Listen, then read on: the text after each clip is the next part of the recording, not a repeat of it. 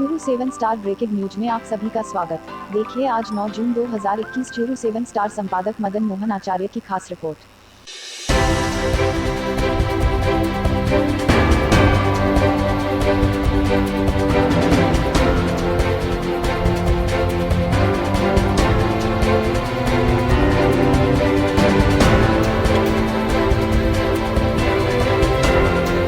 जनता जनार्दन को सच का आईना सादुलपुर मदन मोहन आचार्य। पिलानी का कल्पवृक्ष अस्पताल बीते 4-5 रोज से आमजन की सुर्खियों में छाया हुआ है। सोशल मीडिया पर एक मरीज के परिजनों ने एक पोस्ट के माध्यम से अस्पताल प्रबंधन पर जहां गंभीर आरोप लगाते हुए सवाल उठाए है, वहीं अस्पताल प्रबंधन भी इस मामले में स्वयं को निर्दोष बताते हुए परिजनों पर मानसिक प्रताड़ित करने का आरोप लगा रहा है। 7 स्टार संपादक मदन मोहन आचार्य के साथ हुई वार्ता में मरीज के परिजनों ने अस्पताल प्रबंधन पर मृत्यु के बाद 3 दिवस तक मरीज को रखने, मृत शरीर सौंपने, बेवजह 4,50,000 रुपए इलाज के लेने, परिजनों से मरीज को न मिलने देने इत्यादि आरोप जो सोशल मीडिया पर लगाए गए थे लगाए। आज दूसरे पक्ष से 7 स्टार संवाददाता मदन मोहन आचार्य से हुई बातचीत में कुछ नए तथ्य भी सामने आए। अस्पताल प्रबंधन के अनुसार आरती पुत्री संजय कुमार उम्र 17 वर्ष गाँव बिरान कल्पवृक्ष अस्पताल में बहल के निजी चिकित्सालय से गंभीर अवस्था में रेफर हुई थी। मरीज पिछले 7-8 दिनों से बीमार थी। मरीज का इलाज बहल के निजी चिकित्सालय में 7 दिनों से चल रहा था। मरीज की हालत काफी गंभीर होने पर वह कल्पवृक्ष अस्पताल में रेफर हुई। परिजनों का कहना है कि मरीज साधारण बीमारी के इलाज के लिए आई थी, वहीं अस्पताल प्रबंधन इसे रेफर केस बता रहा है। अस्पताल प्रबंधन ने मरीज के परिजनों को भर्ती के समय उसकी गंभीरता के बारे में बताया गया था। संक्रमण की वजह से उसके पेट में काफी फुलावट थी। मरीज की सोनोग्राफी की गई जिसमें पाया गया कि मरीज के पेट में काफी सिंपथ मवाद व खून इकट्ठा हो गया था। मरीज के परिजनों को बताया गया कि इसके लिए ऑपरेशन करना पड़ेगा तथा उन्होंने लिखित सहमति दी।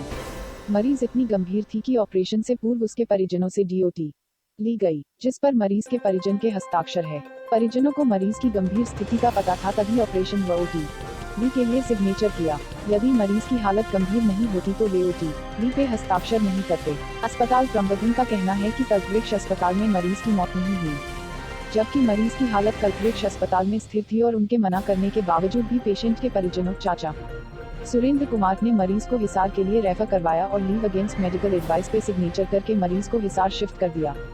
डॉक्टर करण बेनीवाल और अनिता बुरानिया ने बेटी आरती की मृत्यु पर दुख प्रकट करते हुए बताया कि शायद हम उसे बचा पाते, पर उनके लाख मना करने पर भी उसके परिजन नहीं माने।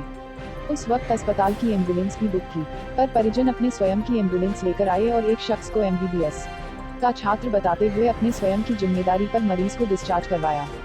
जहां तक उनकी जानकारी है, हिसार में वेंटिलेटर की सुविधा न मिलने के कारण मरीज की मौत हिसार के एक प्राइवेट हॉस्पिटल में इलाज के दौरान हुई है। अस्पताल प्रबंधन ने लीव अगेंस्ट मेडिकल एडवाइस भरे हुए फॉर्म की कॉपी एवं कुछ अन्य तस्वीरें दिखाई, जिसमें मरीज को एम्बुलेंस में शिफ्ट करते वक्त का BP, हार्ट रेट एवं ऑक्सीजन लेवल दिखाया है एवं CCTV कैमरे की फुटेज है जब मरीज के परिजन डिस्चार्ज ले रहे थे।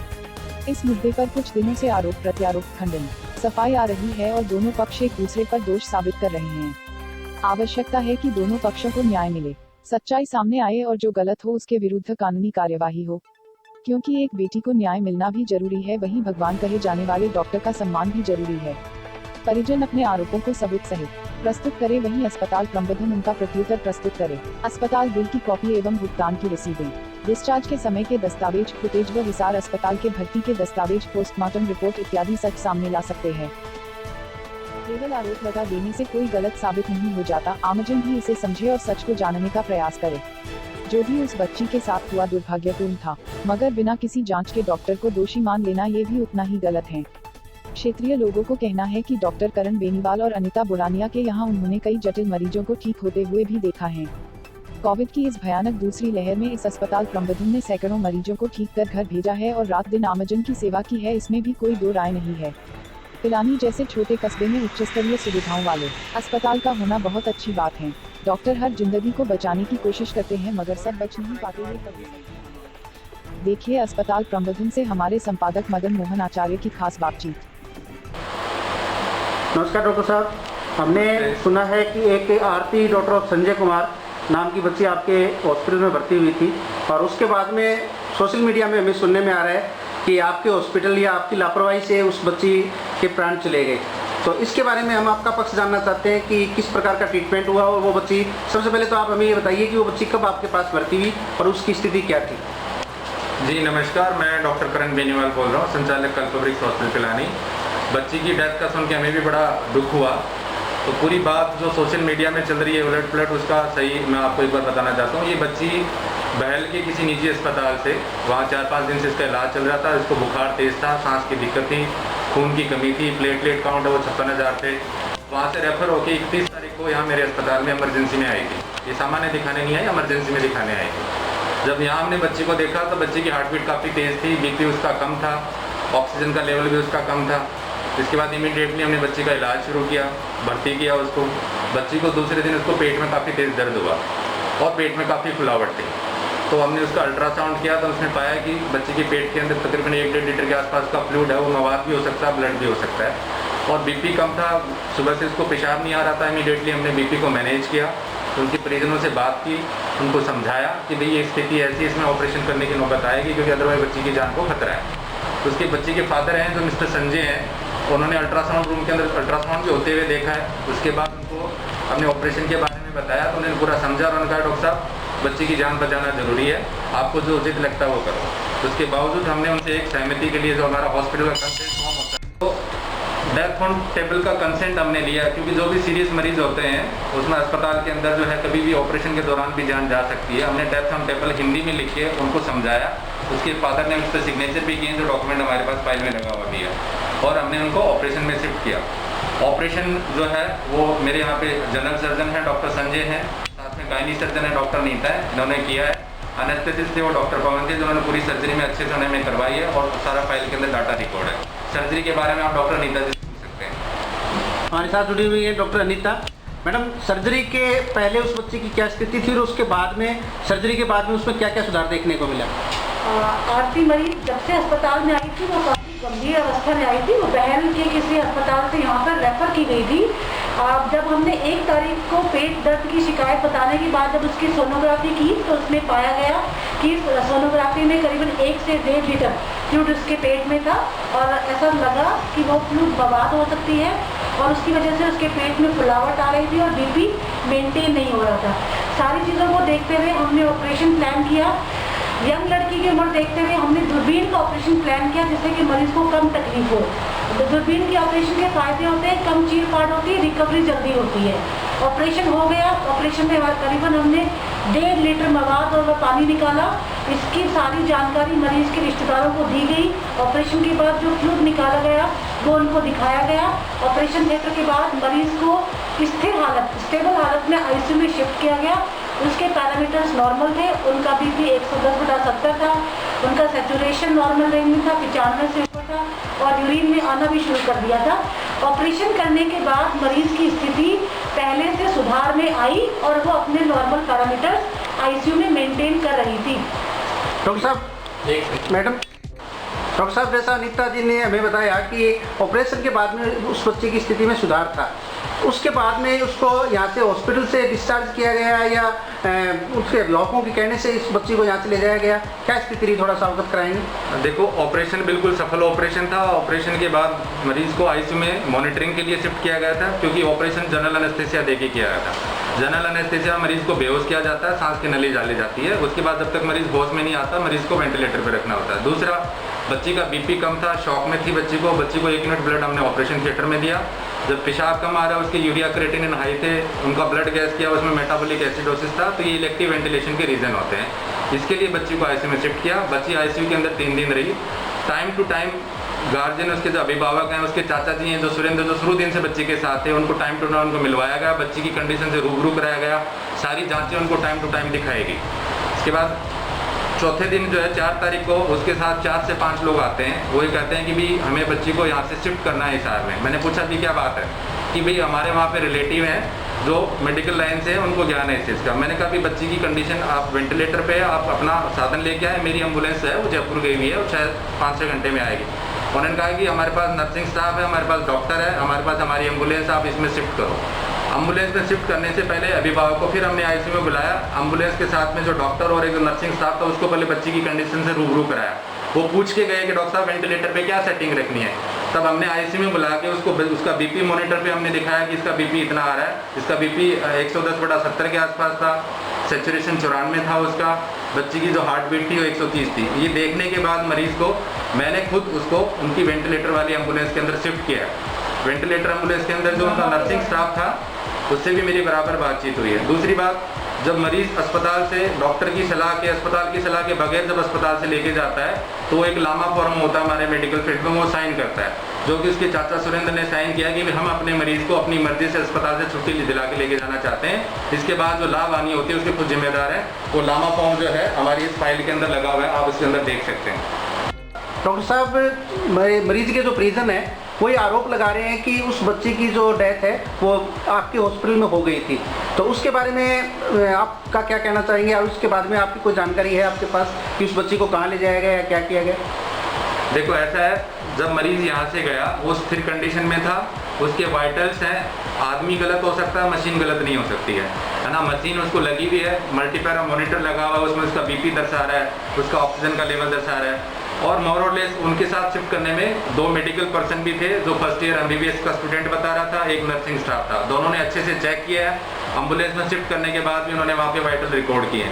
तीसरी बात, आजकल ऐसा नहीं है कि 3 दिन अस्पताल में मरीज मर जाए और उसको रहनी है। बॉडी सर आदमी की आप फ्रिज में रखते हो तो भी 12 घंटे के अंदर डिकम्पोज हो जाती है, तो ये तो बेकार की बातें हैं कि अब 3 दिन के अंदर हो गया। दूसरा, अगर वो ऐसा कह रहे हैं तो उसको किसने प्रमाणित किया? इशार गए हैं वहाँ, डॉक्टर ने देखा, कहीं लिखित में दिया उनको कि बच्ची की डेथ 3 दिन पहले होगी, तो ये तो सर उनकी भावनाएं हैं। मैं मानता हूँ ठेस पहुँचती है जब घर से इंसान जाता है, बट किसी को बदनाम और किसी को अस्पताल प्रशासन को ऐसे लांछन नहीं लगाना चाहिए। एक मरीज के परिजनों के द्वारा ये आरोप लगाया गया है कि आपके हॉस्पिटल के द्वारा 4,50,000 रुपये लिए गए हैं, मात्र 15,000 रुपये बोलकर, तो इसमें कितनी सच्चाई है? जी, मैंने देखा, सोशल मीडिया पे पोस्ट किया हुआ है। मैंने उनको सिर्फ इतना ही कहा, ज़्यादा कुछ नहीं, कि अगर आपके पास 4,50,000 रुपये आपने अस्पताल में दिया है, आप अपनी बिल की रसीद या अपना बिल लेके आइए। अगर आप सच हैं तो आप अपना पैसा वापस लेके जाइए, अगर आप गलत हैं तो आपको पब्लिक के सामने माफ़ी मांगनी चाहिए। मेरे अस्पताल के अंदर सर 31 तारीख से लेके 4 तारीख के बीच में इसको जो सर्जरी का जो चार्ज बताया गया था सर 45,000 रुपये बताया गया था, वो इसने भुगतान किया है। दवाइयाँ इसने खरीदी, उसका पक्का बिल इसको मिला है, अस्पताल की तरफ से इसको बिल मिला है। अगर ये सही है, ICU के अंदर इलाज रहा है, उसका इसको बिल मिला है। अगर वो सही है तो सर कोई दिक्कत नहीं, आप एक कानूनी कार्रवाई कीजिए, कोई दिक्कत नहीं है। आप चिकित्सक टीम बैठाइए, अगर हम गलत है तो हमें सजा दिलवाइए, बट बिना किसी की जांच किए, बिना किसी की राय लिए अपने आप को जज नहीं बनना चाहिए। और डॉक्टर्स हैं, वो भी एक समाज के अच्छे ओहदे के लोग हैं, उनकी बात भी सुननी चाहिए। अगर हम गलत हैं तो हमें सजा के हकदार है, कोई दिक्कत नहीं है। आपको टीम बैठाइए, जाँच कराइए, बट अपने आप ही सोशल मीडिया पर पोस्ट डाल दें, किसी को बदनाम करें, ये गलत, ऐसा नहीं होना चाहिए। बिल्कुल, आपकी बातों से मैं इस बात से सहमत हूँ कि यदि आप गलत हैं तो आपके खिलाफ कार्रवाई होनी चाहिए। लेकिन अब ये जो जैसा माहौल बन रहा है उससे इस प्रकार का कुछ लग रहा है कि यदि अभिभावक या परिजन गलत है तो क्या आपके द्वारा कोई आगे भविष्य में कार्रवाई की जाएगी इनके खिलाफ? सर वैसे मैं बताऊं कि जिसके घर से इंसान जाता है, वो जवान बच्ची गई है, हमें बड़ा दुख है। वो बच्ची यहाँ पे बिल्कुल ठीक हो के जाती, बट इन्होंने जो परिवार दूर के परिवार वाले हैं जिनका बच्ची से डायरेक्ट कोई संबंध भी नहीं है, ऐसे मौके पे ये लोग आते हैं और बच्ची को ले जाते हैं और डेथ हो जाती है। बड़ा दुख होता है, हमारी बड़ी संवेदना इस परिवार के साथ है। बट सर परिवार वाले इसके अंदर कोई गलत अफवाह नहीं फैला रहे हैं, उनके साथ वाले दूर के रिश्तेदार जो मीडिया पे पोस्ट डाल रहे हैं, अगर इसमें तथ्यात्मक अगर हम सही पाएंगे तो डेफिनेटली सर मैं उन पर मानहानि का मैं दावा करूंगा और एक एक पोस्ट को निकाल के जिन जिन लोगों ने डाली है उसके ऊपर मैं पूरी कानूनी कार्रवाई करूंगा। आपके हॉस्पिटल में एक बच्ची मोनिका नाम से एडमिट है, हमने उनके परिजनों से मुलाकात की तो वो काफ़ी खुश हो रहे थे और उन्होंने आपके हॉस्पिटल के बारे में बताया कि हमारी बच्ची जिस दिन हम इस हॉस्पिटल में लेके आए थे मात्र 18 ऑक्सीजन लेवल था, हिसार के डॉक्टरों ने मना कर दिया था और आपने उसको जीवन दान दिया। तो थोड़ा सा हमें मोनिका जब आपके यहाँ एडमिट हुई और उसके बाद में किस तरह से आपने उसका ट्रीटमेंट करके आए, एक जीवन आपने बचाया है, थोड़ा सा हमें बताने का कष्ट करें। मोनिका हमारे पास जो कि सूरपुरा की रहने वाली हैं, बहल के नज़दीक कोई गांव है, वो 4 महीने से गर्भवती थी, कोरोना से पीड़ित थी। उनका CT का स्कोर 23 था। 23 का मतलब होता है कि 95% फेफड़े हमारे काम करने बंद कर दिए, ऑक्सीजन प्रदान नहीं कर रहे हैं। वो हिसार के काफ़ी अस्पताल में दर दर की ठोकरें खाए, उनको कहीं पे किसी ने एडमिट नहीं किया। उनके किसी रिलेटिव ने मुझे फ़ोन करके बताया, डॉक्टर साहब एक वेंटिलेटर का बेड हमारे लिए अरेंज कराइए, हमारी बच्ची लगभग ख़त्म हो चुकी है, आप प्रयास कीजिए। हमने जब उनको इमरजेंसी में लिया तब उनका ऑक्सीजन का लेवल SpO2 जिसको हम बोलते हैं 17% था, शॉक में थी। आज हमारी मेहनत से और हमारी ICU की टीम से, हमारे नर्सिंग की टीम से और हमारे स्टाफ की बदौलत वो बच्ची आज हमारे बीच में है। वो इतने तकरीबन 20 दिन वेंटिलेटर पे रहने के बाद वापस बिल्कुल अपनी नॉर्मल हालत में आ गई है। सिंपल फेस मास्क, ऑक्सीजन पे अपना सेचुरेशन मेंटेन कर रही है, अपने हाथों से खा रही है ये सब देख के लोगों को लगता है कि हाँ सच में डॉक्टर भगवान का रूप होते हैं। हालांकि लोग बहुत कम मानते हैं, बट जिनके घर से एक जान बचती है, जो रियल में ये चीज़ देखते हैं, वो भावुक होते हैं। और हमें भी उस लड़की से काफ़ी, हमारे हर स्टाफ को, हर अस्पताल के आदमी को उससे काफ़ी लगाव है, क्योंकि मौत के मुंह से वापस आना इतना आसान काम नहीं होता। इसमें बहुत सारे लोगों के, अस्पताल के, डॉक्टर के, आईसीयू की टीम के प्रयास होते हैं। हम बड़े खुश हैं और उनका परिवार है वो भी बहुत खुश है। अस्पताल की सुविधाओं से लेकर, डॉक्टर के इलाज से लेकर काफ़ी संतुष्ट है। काफ़ी अच्छी बच्ची है और बहुत मुश्किल से हमने एक अच्छी जान बचाई है, इसके लिए हमें अपने आप पर फख्र भी है। मोनिका बच्ची जब हमारे पास यहाँ आई तो वो करीबन 5 महीने की गर्भवती थी। उसका ऑक्सीजन लेवल करीब 17-18% की मैनेज कर रहा था, जो कि जीवन यापन के लिए ना के बराबर होता है। जब उनको एडमिट किया तो रिलेटिव्स को बताया गया कि काफ़ी सीरियस कंडीशन है, फिर भी हम एक जान बचाने के लिए प्रयास करेंगे। हमारी समस्त टीम, डॉक्टर करण, डॉक्टर पवन और समस्त आईसीयू स्टाफ ने दिन रात उस बच्ची के साथ मेहनत करके उसकी जान बचाई। उसकी इलाज में बहुत सारे पड़ाव आए, कई बार उसको वेंटिलेटर पर जाना पड़ा, कई बार उसकी ऑक्सीजन लेवल काफ़ी मात्रा में कम हुई, फिर भी हम लोगों ने हिम्मत नहीं हारी, दिन रात उसको ठीक करने में लगे रहे। इस दौरान हमारे सामने एक बहुत बड़ा चैलेंज आया। वो गर्भवती थी, उसको बहुत तेज़ी से ब्लीडिंग शुरू हो गई थी। उसकी डिलीवरी हमने आईसीयू में कराई और उसको 2 यूनिट बेड दी और उसकी जान बचाई। क्योंकि जब बच्चा गर्भ के अंदर होता है तो माँ की कॉम्प्लिकेशन रेट बहुत ज़्यादा होती है। डिलीवरी कराने के पश्चात मोनिका की हालत, स्थिति सामान्य होती गई और धीरे धीरे वो 20 से 25 दिन में अब काफ़ी हद तक रिकवर हो गई है। इसके लिए मैं अस्पताल प्रशासन की तरफ से डॉक्टर करण, मेरी समस्त आईसीयू की टीम, डॉक्टर पवन को बहुत बहुत धन्यवाद देती हूँ कि उन्होंने एक नए जीवन लड़की को एक नया जीवन दिया और एक परिवार में जीने की नई रोशनी दी।